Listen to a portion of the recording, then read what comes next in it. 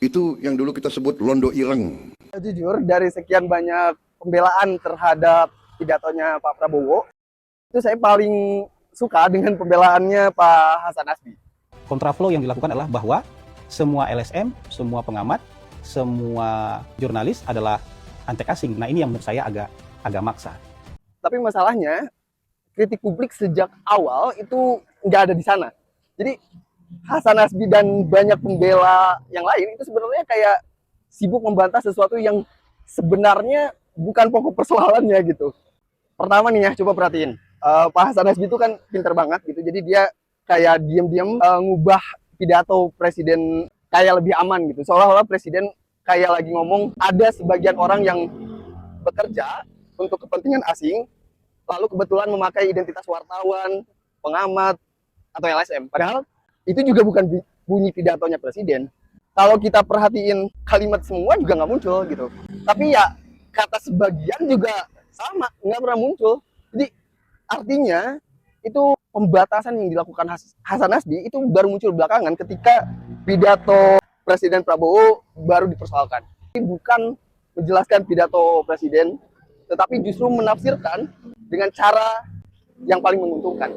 Nah, yang kedua, Pak Hasan Nasbi juga kayak ngajak kita buat masuk ke ruang kelas kuliah logika simbolik gitu ya. Tapi masalahnya dia lupa kalau yang sedang kita bahas ini pidato politik gitu, Pak. Nah, pidato politik itu nggak hanya bekerja lewat rumus yang dia sampaikan jika A maka B gitu. Pidato politik itu bekerja lewat pilihan kata, lewat asosiasi dan lewat emosi. Jadi ketika seorang presiden mengatakan bahwa pengkhianat bangsa sekarang memakai baju wartawan, dan pesan politik yang ditangkap oleh publik itu sederhana sebenarnya. Kayak curigailah kelompok-kelompok ini gitu. Itu yang masuk dalam kepala publik. Nah, itulah sebabnya masalahnya bukan sekedar logika formal seperti yang dikatakan oleh Pak Hasan Nasbi. Masalahnya justru ada pada framing.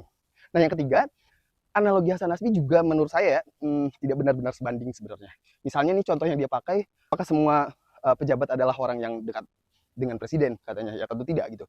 Tetapi contoh itu berbeda dengan mengatakan bahwa pengkhianat bangsa sekarang memakai identitas wartawan karena diksi orang dekat presiden itu bukan tuduhan moral.